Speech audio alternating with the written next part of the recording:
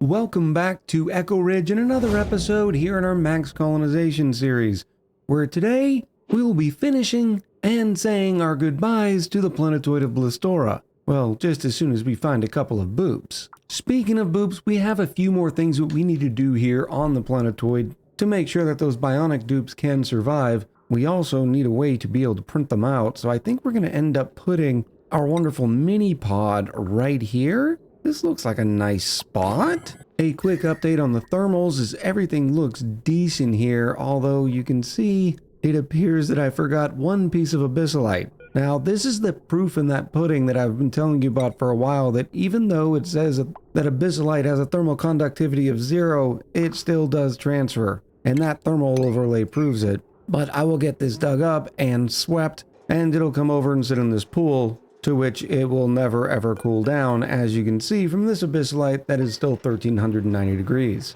Well, wait a minute, Echo, you just said it does transfer thermals. Yes, but it does so by exchanging with the liquid or gas when it's very small. It's one of those weird ONI phenomenons that has never been patched out, addressed, or fixed, so just be careful when you're working with abyssalite. Here comes Jesse to take care of this issue for us now, and then we'll just get it swept up. No big deal. Oh, let's get our pod inspected and activated. Now, our friends of the Bionic dupes have a couple of base requirements. The first being power related, and we're going to be able to take care of that need by using a power bank charger. Making this out of thermium is probably a bit overkill, but at this point, does it really matter? I don't think so. And I'm just going to make another floor here. And there's a reason for that, which I'll show you here in a little bit. And since we're up here, I also wanted to highlight a couple of other thermal things with this area here. You can see that it is much hotter. And the reason why is because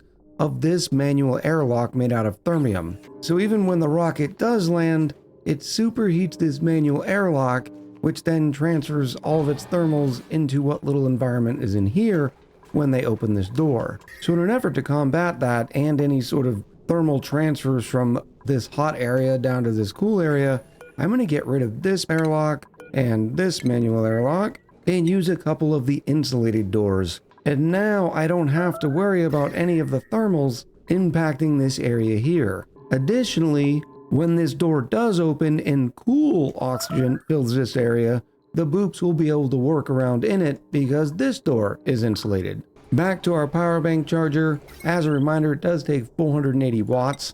Luckily for us, this line is only sitting at 1140. We still have a couple more things that we need to hook up to it. I don't know what that line was being used for. And I figure, since we're putting the power bank chargers here, I can also put some of their equipment and stations that they need up there as well. And we're going to start with the soldering station. Now, we're not going to need the soldering station for long, but we do need to create some of the batteries that we're going to be using in this power bank charger. Now that I think about it, one power bank charger can support 2 duplicates, but it might be better for us to have 2 power bank chargers just so I don't have to worry at all about it. There's only going to be a limited amount of power banks on the planetoid because, well, there's only going to be 2 boops on this planetoid. And with that being the case, as long as we keep, say, 10 eco banks always charged, we should be fine. Speaking of which, we will create the eco banks now, and I am going to have at all times 5 in each boop and then 5 as spares for each boop for a total of 20. Notice the thermals over here are already looking a lot better with that abyssalite gone. Kiku is doing a great job with the eco power banks, and we're getting them charged now. Now, once again, these are 480 watts a piece, and you'll notice our potential load is now higher than the 2000 watts that you want to be sitting at. But a lot of it is coming only because we're building all those eco power banks, and we still have an exosuit forge, which we will not have in the future. Nor will we need the soldering station after the boops are already here and we have our rechargeable eco power banks. Next up, I figured we'd get working on the gunk system. With only 2 boops, we're going to be fine, I think, with just 1 gunk extractor, which I think works out well right there. And as a reminder, the gunk extractor does count as a toilet and flush toilet, which means if I put a wash station here, I can get a +1 to morale. Now, you might be thinking, well, Why wouldn't we just use a washroom? Well, that would require using a plumbed wash station, and there's no sand on this planetoid, so I am not going to be recycling any polluted water. In fact, when we do create polluted water, we're just going to dump it into the vacuum of space, which, yes, is terribly wasteful, but remember, we're sending over quite a bit of water every single cycle. In fact, I'm going to bump this up to 150 kilos twice per cycle for a total of 300 kilos, and that way I can account for any sort of wash basin use. But now that I'm thinking about it, I suppose there's no real reason why I couldn't just use the regular sink and then just dump the water, and that way we'll end up with a +2 to morale for having a washroom instead. Suppose if I am doing that, I will need to seal these rooms in a little bit. Something like this. Oh, doesn't this look nice? This place has come a long way. In fact, we'll also finish off the obsidian drywall, make it nice and clean. Something I'm going to be looking out here for is whether or not the gunk extractor creates germs, because as it is right now, the boops can come in from this direction and then leave through this direction. In other words, not bypassing the sink at all. But when I select the gunk extractor, it doesn't say that germs are created. Whereas if we go to something like the lavatory, you can see that every use creates 105,000 germs. I don't know if this is just a difference in the UIs, but we're gonna science that out today. Now the gunk extractor needs something to do with all that gunk, and we're gonna be putting it into a bottle filler, and it fits so well right here. And we're gonna be using that gunk that's going into the bottle filler at the apothecary. And the recipe is right here for the gear bomb. The gear bomb takes gunk and fresh water and turns it into a brand new gear bomb. It also gives us a little bit of polluted water, which is the same thing that this sink is going to be giving us. So what I think I'm going to do is move this sink over. I'm also going to need to grab my freshwater line. Now this water is only coming in at 20 degrees, and I've got the super coolant cooling the area down, so I think I can change all of this to regular pipes and pull a line right off of it. Ooh, this is going to be a little messy. Nothing like a little pasta in the morning. And then we're going to bring that line all the way to this bottle filler, which will provide us the water that we're going to need for the gear bomb recipe. It'll also provide us the water for the sink, well, after I build yet another bridge, expertly placed if I may say so myself. Oh no! Okay, maybe not as expertly placed as I thought. Where did that... No! Okay, how much water is in this line? All right, I think this is the first blob right here. Look, this is a weird freak accident. And then it did a 50-50 split. Oy vey. So then all I have to do is plumb each individual pipe. No water, no water. Here we go. See, I could have just pretended like that never even happened, and no one would have known. And other than this snippy here, I think everything is back to normal. The supercoolant line is flowing. All right, see? Not too shabby. And getting back to the sink, the reason why I moved it over is so I could put a bottle drainer right here. That really doesn't need to be made out of thermium. Iron will do just fine. And then I can combine the polluted water coming out of the apothecary with the polluted water coming out of the sink. And I'll just sort of send them up here just like this. And then have the dupes rerun another line. That definitely does not have a pasta-related shape. I think we can get up through here. That's not great. We'll just go up and around, and then all the way to this point, where I can then, once again, empty the polluted water into the vacuum of space. The only difference is, this time, we're going to be doing it with pipes. So I suppose I can get rid of this bottle emptier. And then on the bottle drainer itself, I'll just make sure I select polluted water. And I think we have the meat and potatoes we need to prepare for a boop. Let's see if there's one in this pot. While this pod does have a Sonyar and an ulti, I am looking for something fairly specific. And the reason why is if we go in the skill tree and look down here at medicine compounding, you can see that it is required for a dupe to be able to use the apothecary. Well, right now, we don't have anybody that has the medicine compounding skill. So I'm going to give it one more pod, and if I don't find one, because I have been looking since we built this mini pod, then I have another solution. In the meantime, I figure I'll build a couple of beds, which strictly, no, they are not necessary with the boops. They don't need sleep, but we're going to utilize them anyways. Let's go with the SS Napmaster bed and the bouncy castle. And then I'm sure eventually we'll be able to print out a couple of seeds so I can put a flower pot there. Maybe a nice pedestal in the middle. It doubles as a nightstand. In fact, I don't see why they can't have one of the plants out of the rocket. Don't worry, we'll find a new one for you guys. Even though it won't let me plant it. I think I've dealt with this before. I need to relocate the seed onto the planetoid first, and then it will allow me to plant it. Finally, a little bit of drywall to make this bedroom as good as it can be. And I think the mech circuit is going to be the way to go. We're going to use obsidian because I don't have any granite on this planetoid anyways. And then on this pedestal, we can even put the strange brick. Even though it is still entombed and hasn't been cleaned, it apparently still works. And there we have our nice luxury barracks for another +2 morale.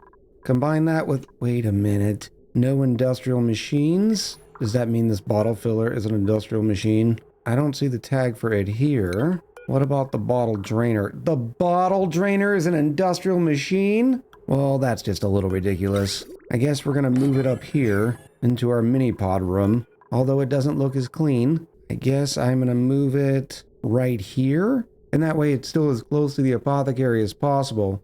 And if they are getting their hands dirty with the polluted water, they'll be able to wash their hands at the sink, leaving this way. So I'll just do something like that, put the bottle drainer in, and then have that polluted water link up that way instead. Disaster averted. Of course, now we have a 1 tile gap here. And you know what it needs? Another flower pot. The colonizer doesn't have any more seeds though, so I'll keep an eye out for those. While I'm waiting for the next boops to come through the mini pod, I wanted to address a couple of comments. One comment was saying if they're gonna be boops, couldn't you just load the oxygen into canister fillers and have the boops use the canisters and keep this whole place a vacuum? Yes, you could. That would definitely work for the boops themselves. The disadvantage comes when things like the batteries that need to be cooled because they need to be sitting in an environment. Yeah, I definitely could have used a bunch of conduction panels to keep the machines that do generate heat cool, but I also just like the idea of making this generally inhospitable planetoid hospitable. The next question I saw that I wanted to address was concerning thermium. You can see we're up to 18.5 tons here. And as a reminder, it requires tungsten and niobium. And I had said in the video that we're able to get tungsten by refining wolframite. And because of the way you can go from thermium back to niobium, that generally speaking, once you have access to niobium, you have an infinite source of thermium. Because if you wanted to, you could come out to the glimmering asteroid field and get wolframite and molten tungsten. What I failed to mention though, as a reminder over here on Wintriel, we have a tungsten volcano that's been running quite some time, to the point that we have 146 tons sitting over here. So I could just land the rocket or ship that home as well. But between the two options of landing on this planetoid, taming this volcano, setting up a shipping system, or just grabbing more wolframite and tungsten directly from the asteroid field, this is probably the path of least resistance for most playthroughs. Okay, well, we've got another Sonyar and a chip, and neither one of them have what we are looking for. Fear not, I have a plan. We're going to start with this wonderful Sonyar, for the only reason that Sonyar's overjoyed response is a flash mobber, which causes them to break into dance when they're overjoyed. And I, for one, can't wait to see that. So welcome to the playthrough, duplicate number 41, and first to permanently reside on Blistora, Kronos. First things first is I need to make sure that Kronos doesn't think that they can go live in the rocket. So temporarily, I am just not going to allow Kronos through this door here. In fact, I will keep all Bionics from going through it. And now when we get Kronos, you can see that it starts us off with a gear bomb and 5 power banks. We're not going to be using these power banks because remember, we have the eco power. What happened to my eco power banks? Okay, here they are. They are all nice and charged. So once Kronos runs out of the metal power banks, they'll switch over to the ecos. And I just realized, I think I said they had slots for 5 earlier, but as we can see here, clearly they have 4 power bank slots. You also notice that Kronos is up to 16% gunk. We need to make sure that we have a plan for that. And as you can see, I got rid of the soldering station because the soldering station only has some advanced boosters, whereas the crafting station has access to the basic boosters, and one of them that likes to make me look like a liar is the advanced medical booster. Unfortunately, I need 2 microchips for that to happen. Kronos is now our microchip machine, at least for the time being. We're going to go up to the schedule, and as you can see, I have a default Bionic schedule. I'm going to change this over to Blistora because this is where our only boops in the playthrough will be. And then I'm going to change all of Cronus's time to bedtime. Well, other than this area here, that way they have time to replace their gunk. And now, as we can see, Cronus is doing their meditation and programming a microchip. Pretty quickly, I might add. And whammo blammo, our first microchip. And there's our second. So now I can go back to the crafting station and order up 1 advanced medical booster. And once the medical booster is done, I can now equip it to Kronos. Boobs only have so many slots, and as a reminder, Kronos came with a suit training booster, which is pretty good because it's got that increase to athletics. But by default, they have room for 2 boosters, so we just use the second. Kronos, just like any other dupe, also comes with a skill point, and I'm going to select schematics, and that way, just in case we ever need to use the soldering station when the away team is gone, well, Kronos will be able to do that. It also makes them even faster, with +2 more to athletics. With the booster in, we are ready to do apothecary work. As you can see, the colony skill required icon is gone. Now that I have those starting microchips, I didn't need Kronos to sleep all the time. Whereas normally,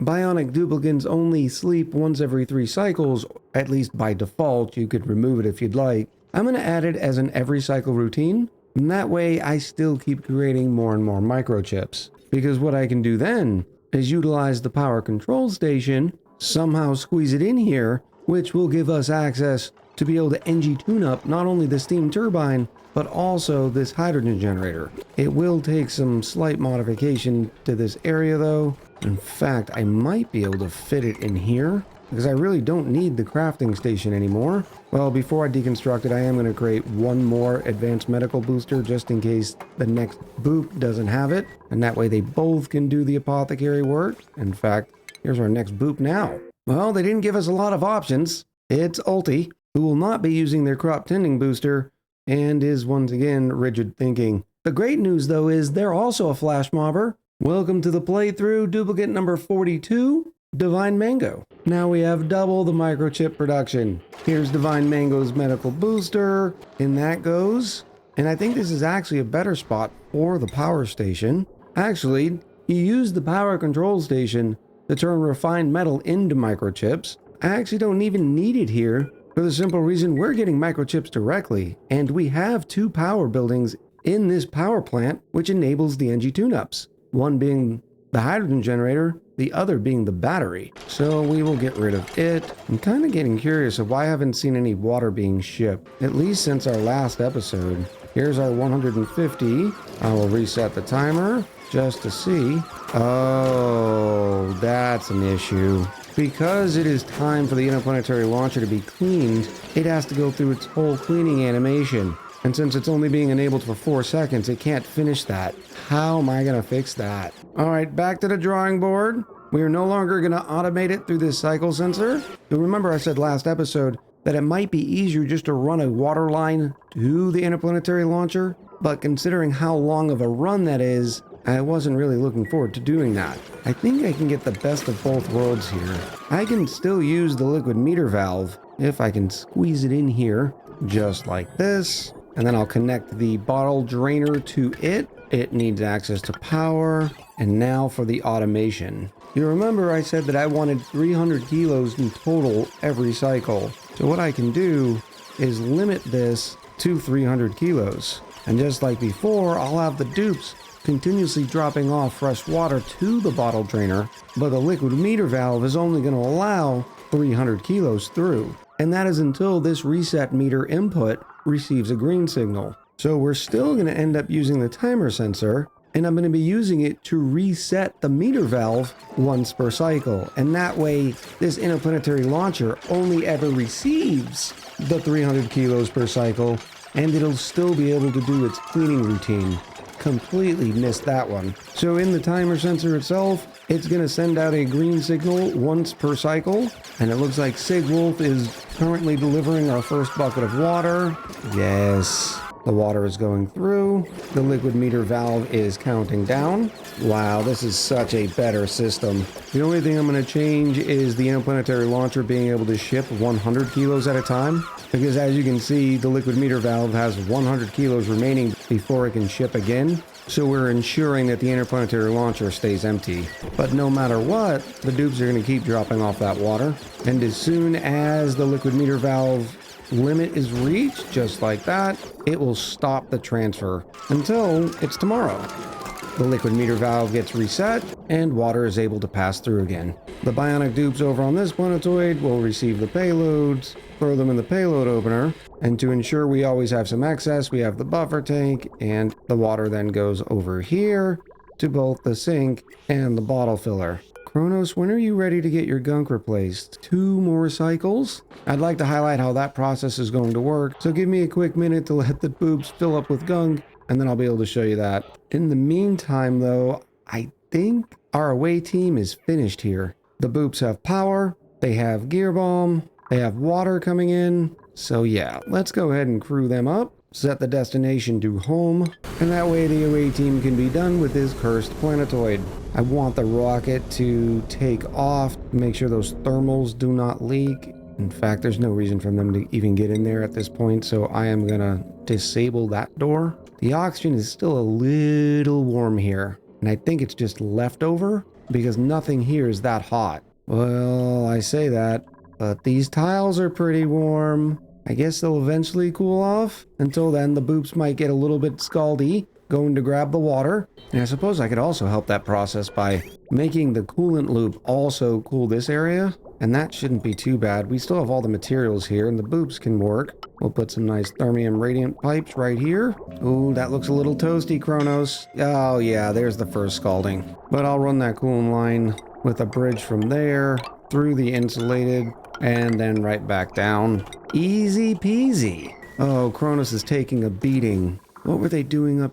Oh, who put the power banks up here? Luckily, they're still only 19 degrees. I guess I accidentally swept them and they got the errand before I could cancel it. Don't worry, they're gonna be fine. This colony also came with triage cots. Oh, now we're getting backed up on interplanetary payloads too. What if I just open this door for a little while? Allow some of this oxygen to flood out. Because now that we no longer have rockets and everything coming here, as soon as all this gets cooled, we're fine. We get to watch Divine Mango use the gunk extractor. Oh, that looks like it feels great. And the gunk is then going over into the bottle emptier, where we are saving up until we hit 200 kilos. But that's not where we want it, because the gear bomb recipe only wants 80 kilos at a time. So I'm going to put this on forever, and then I'll just do 80 right there. So now as soon as there is 80 kilos of gunk available, they'll be able to come in here and grab the bottle. Unfortunately, right now it's downtime. Maybe they don't need that much downtime. In other great news happening around the colony, we did just find some myrtle leaf seeds. So now we can put the plant inside of the bathroom. The ESS colonizer may have received a distress signal from Blistora, so we're going to head back there just for a minute. Just to be able to finish off this work and get this area cooled down so, you know, boops can survive here too. So I stopped scalding poor Kronos and Divine Mango. Ooh, but look, Divine Mango is making their first gear bomb. Oh, the Mirth Leaf isn't going to work out. It's too cold for the Mirth Leaf. It likes it at 20 degrees. Oh, that's not too bad. I can just adjust the temperature this is cooling everything to 25. I just finished the gear bomb. There's the excess polluted water. Doesn't even have an opportunity to create any polluted oxygen. That is good news. And then the polluted water, just like the water coming from the sink, takes the non-spaghetti path to the vacuum of space. Perfect. Does anybody even remember why I had all these tiles up here? I think I'm just going to deconstruct them. Welcome back, away team. Don't worry, it's just a quick job. I'm also making sure that I sweep up these chunks of obsidian as soon as possible because they will also be transferring with the oxygen. The cooling loop is doing its thing, so this problem will be going away very shortly. you can already see the changes in the thermals. All those tiles are gone, and now we're just removing the scaffolding. If Josh Manchester will cooperate. One sweep remaining. And look at that, it's already down to 50 degrees here. We're still a little warm up here. Let me open this door for a little bit. Don't worry, Cronus is already 100% back to health, and Mango's on the mend. Since the away team is here, I am going to move the targeting beacon just so it's a little bit closer. And I wanted to do that because the tile the targeting beacon was sitting on was also hot, just like all these ladders are. So what I think I'm going to do is just select a new material, in this case igneous rock, and overwrite every ladder up here, which will reset all their thermals. As we can see, we're now dealing with 45-degree ladders. Much better. I could do the same thing to the conductive wire because this conductive wire is sitting at 100 degrees. Suppose niobium wire is not shabby, and that is already looking a lot better. And then finally, because all this hot debris was sitting on regular tiles, it was getting warm, so I've upgraded it to insulated. Now we just got a small mess to pick up here. All said and done, I don't think this could have gone any better. We're already down to about 50, 60 degrees down here, so a very small area where they could actually get scalded. So I am not too worried about this, so I can once again send this rocket home. I may have miscalculated how far the colonizer had flown. Unfortunately, they only have a range of 4 star map hexes. This is okay. This is fine. I can load up oxalite, and I can even send some petroleum. This is fine. I mean, don't act like you've never called AAA or a car towing service. This is the same thing. Okay, well, nearly the same thing. And unfortunately, we are running out of oxygen as well. It's gonna be okay. It's gonna be okay. All of the oxalite and petroleum in the universe is being shipped over there right now. Although, to be honest, it looks like Josh Manchester is not taking it very well. It's alright. Just put it into bottles. It'll off-gas. Now, in order to pull this off, I'm gonna have to quickly make some scaffolding out of obsidian and then gather up all of that petroleum. No, I'm not using thermium liquid pipes. And just put it inside the tanks. And don't worry about the duplicates, they will be fine. Each of the oxidizer tanks only require 450 kilos worth of oxalite. I've sent over about 10 tons. I suppose I'm also going to need scaffolding to get up to those locations as well. And look at that, we already have enough oxidizer to get us home. Now I just need some of the petroleum, which it is coming in. We've already got, well, 100 kilos. The tanks hold 900 kilos each, which really isn't that much considering how much I've already shipped, so I will unselect petroleum from there. And oh dear goodness, I've made a small miscalculation. This episode was going so well. Now I've got supercoolant and petroleum going into my oxygen supply. There's one bit of supercoolant right there. It's alright, I can plumb this out. It's all plumbable. Here we go, that is already better. No supercoolant made it into the spawn from what it looks like. And then all I'm going to do is just wait until we get the minimum amount of petroleum coming from the payload opener, and then I will deconstruct the liquid reservoir. Just as soon as everybody stops vomiting. I really want to get enough petroleum in here. We're up to 600 kilos. And what I've done is just snip off the buffer tank, and that way the bottle drainer can still provide our oxygen machine its necessary water. Just got a little bit of cleanup to do here. And if you're wondering why they're getting so much radiation sickness, it's because we removed the tiles here. So now all that radiation comes all the way down through here. I guess instead of removing the tiles, I'm just gonna build new ones. And we're already up to 900 kilos here. That will definitely be enough to get all the way home. So I'm gonna deconstruct the buffer tank. With only 308 kilos left of suit oxygen, this is going to be close. But the petroleum is finally going in. Ah, yes. Sweet, sweet fuel. And to tell you the truth, now that it's cooled up here, I can let the Bionics help out. I am really glad, though, that the away team dupes have suits. So they're not getting the Bionic dupes colony all messy. No, no, Cronus, you're not going inside. I should have known that was going to happen. This is why we can't have nice things. In fact, we now have a range of 16 star map hexes, which is great. I'm going to start deconstructing all this scaffolding. And there's no reason for them to have petroleum on this planetoid, so I'm going to drain every last bit of it, and then I'm going to deconstruct the pipes, and then they're going to go home. all with about 100 kilos worth of oxygen left. But don't worry, I told you we dropped off a bunch of oxalite in here. And there we go, some last little sweeps, and no harm, no foul. In fact, in other great news, our myrtle leaf is growing. I hope you've had a phenomenal time this episode as we close out business here on Blistora.